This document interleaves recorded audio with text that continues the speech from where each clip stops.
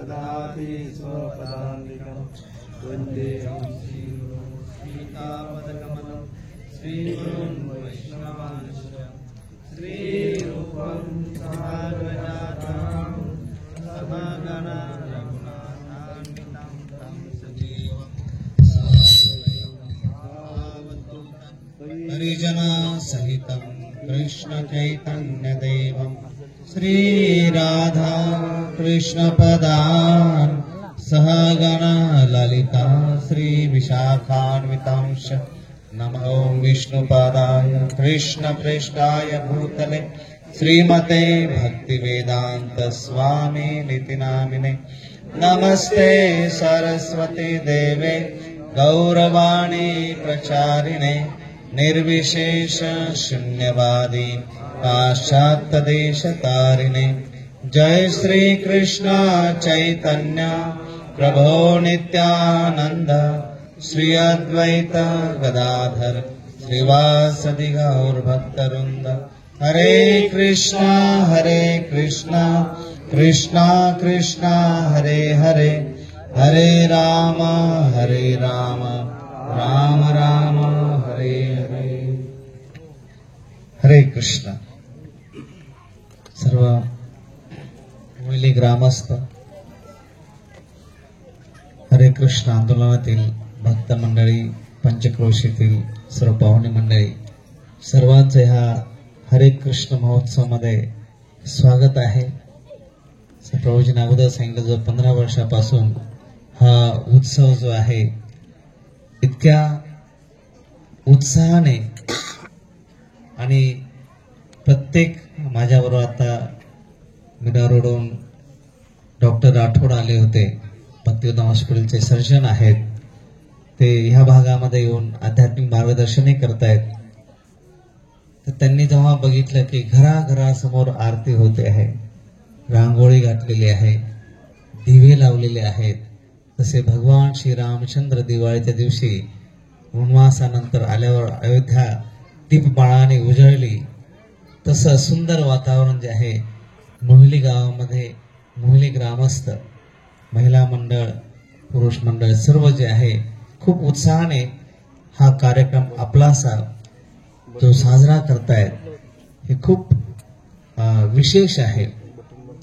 आणि जेव्हा हे छोट्या मुलांचे सुंदर नृत्य बघितले हे गाव जे आहे कलाकारांचं गाव आहे आणि अनेक वेगवेगळ्या स्तरावर जे आहे इथे जेवढी अध्यात्माची गोडी आहे कलेची ही तेवढीच गोडी आहे।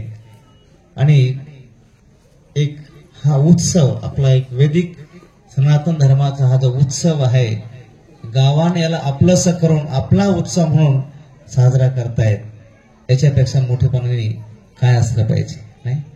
तर आताच आपण श्री राधा श्याम सुंदर यांचा अभिषेक केला श्री गौरनीता यांचा अभिषेक केला। हे जे आपण बघतो की इथे मूर्ती होत्या म्हणजे जे मूर्ती ज्या आहेत फक्त ह्या धातू किंवा दगडाच्या बनलेल्या फक्त मूर्ती नाही आहेत। चैतन्य चरितामृत मध्ये म्हटलेलं आहे की प्रतिमा नाही तुम्ही साक्षात ब्रजेंद्रनंदन विप्र लागी करा तुम्ही अकार्य कारण। हे जे मूर्ती आहेत विग्रह आहेत हे स्वयं भगवंत आहेत। आपल्याला आपले महाराष्ट्राचे आराध्य दैवत भगवान विठ्ठल हे कोण आहेत द्वारकेहून द्वारकाधीश तिथे आले कुणासाठी पुंडलिकासाठी। पुंडलिकाने माता पित्याची सेवा करतायत म्हणून हे द्वारकाधीश थोडा थांब म्हणून वीट टाकली वीट फेकली आणि त्याच्यावर उभं राहायला सांगितलं। आणि माता पित्यांची सेवा झाल्यावर जेव्हा द्वारकाधीशला भेटण्यासाठी गेले भगवंतही खूप खुश झाले। त्याचबरोबर पुंडलिकाने काय मागितलं जसं माझ्या दर्शनासाठी तू इथे प्रकट झाला द्वारकेहून इथे आलास द्वारकेचा राणा इथे आलेला आहेस आता तू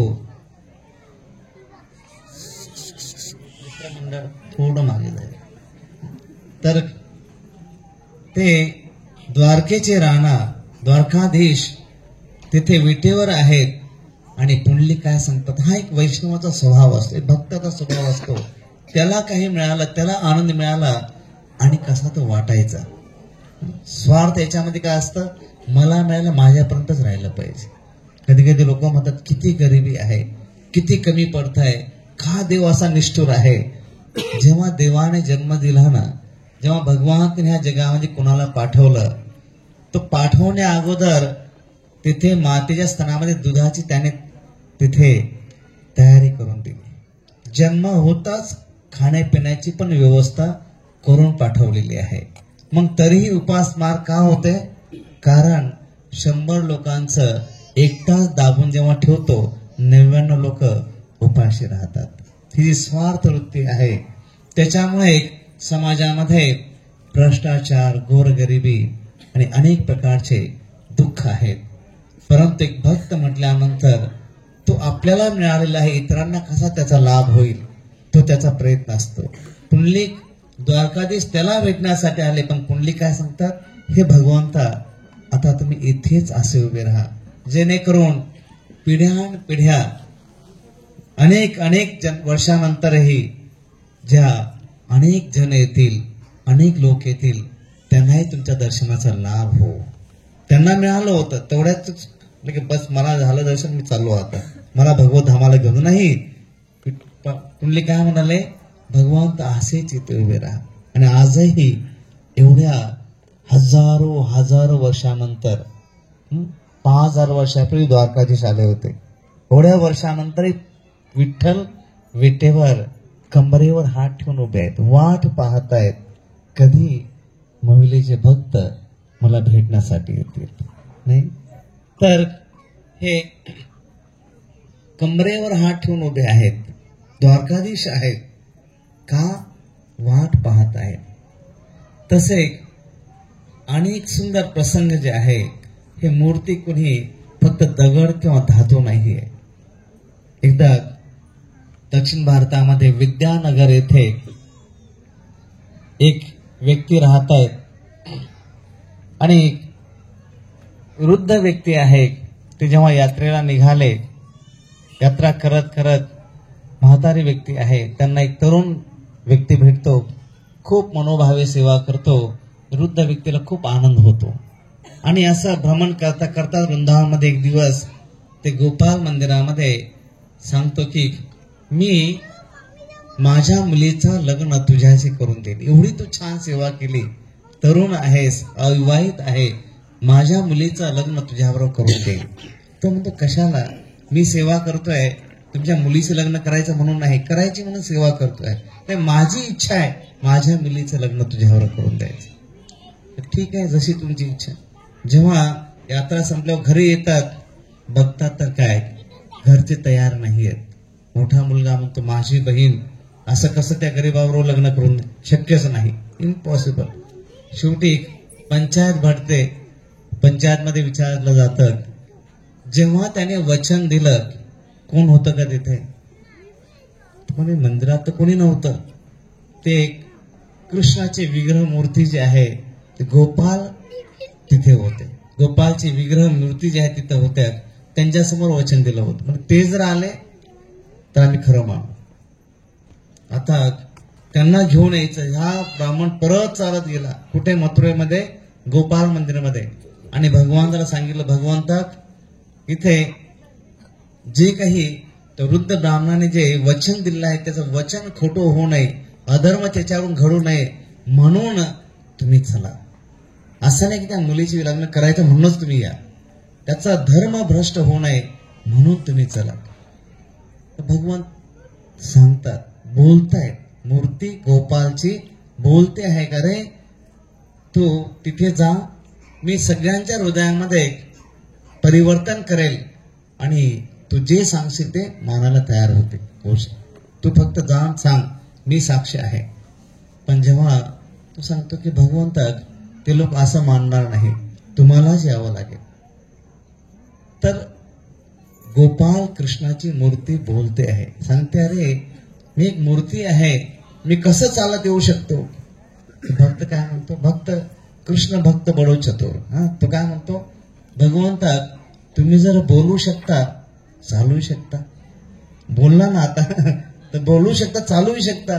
भगवंत तिथे हारले आणि मग त्याच्याबरोबर निघाले. चालत चालत ते विद्यानगर येथे आले आणि मग तो जो ज्याने वचन दिलं होतं तेही तिथे आले.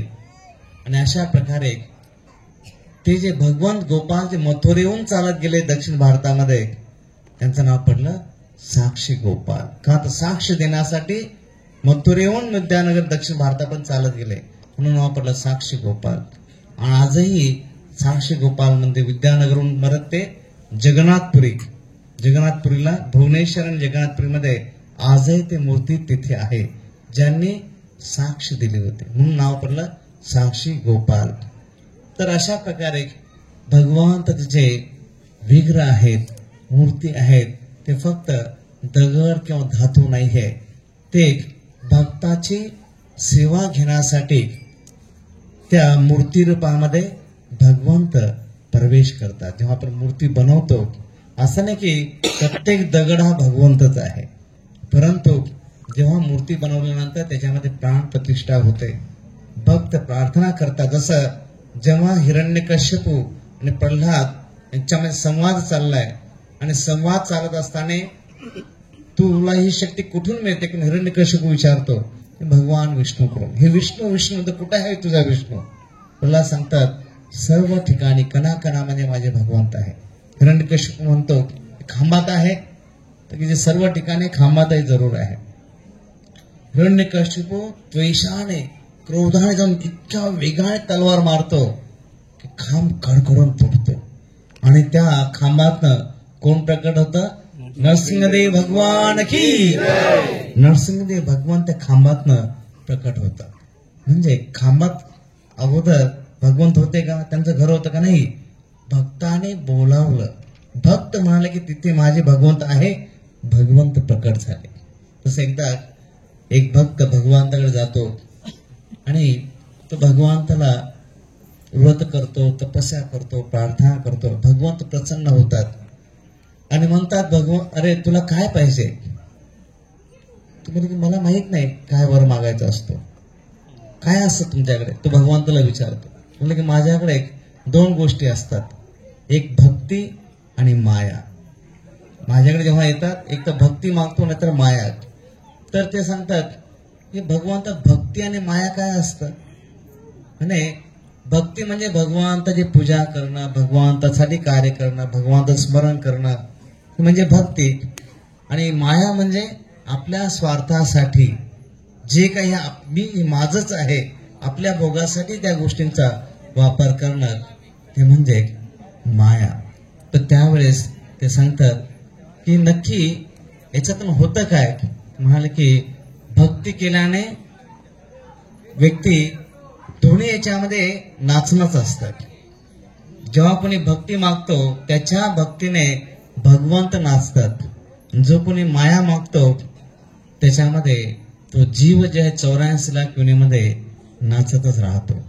म्हणून इथे हा जो उत्सव आहे याच्या मागे एकच कारण आहे की हा आपण एक शरीर आहोत, पण शरीराच्या आतमध्ये तो जीव आत्मा जो आहे त्याच्यासाठी सत्संग, जसं शरीर टिकवण्यासाठी आपल्याला भाजी भाकरी भोजन लागतं, तसं हा जीव आत्मा जो आहे, आपण माझे हात आहे माझे पाय, तसं माझं शरीर, मी शरीर म्हणत नाही, माझी तब्येत मी तब्येत म्हणत नाही. म्हणजे मी आत्मा जो आहे हा ह्या शरीरामध्ये आहे, त्याच्या आत्म्यावरही आवरण आहे.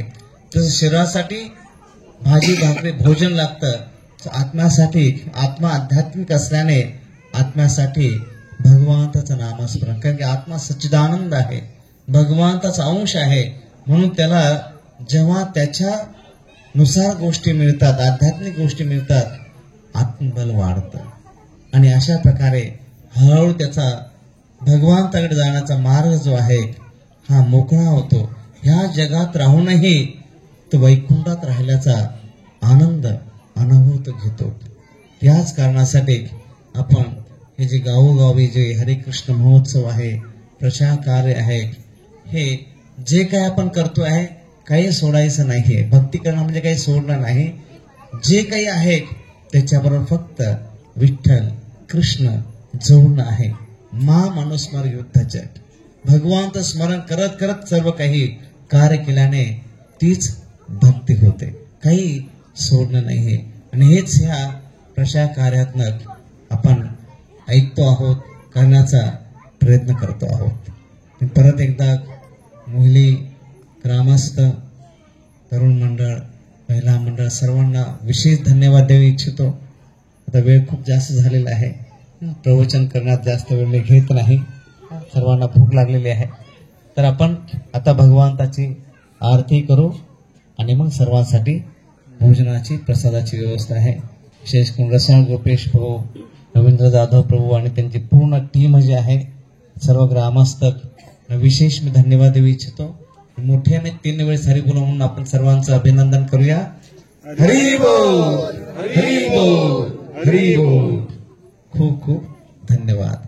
हरे कृष्णा, हरे कृष्णा, हरे कृष्णा, हरे कृष्णा, कृष्णा कृष्णा, कृष्णा कृष्णा, हरे हरे, हरे हरे, हरे रामा, हरे राम, हरे रामा, हरे राम, रामा रामा, राम राम, हरे हरे. हरे हरे.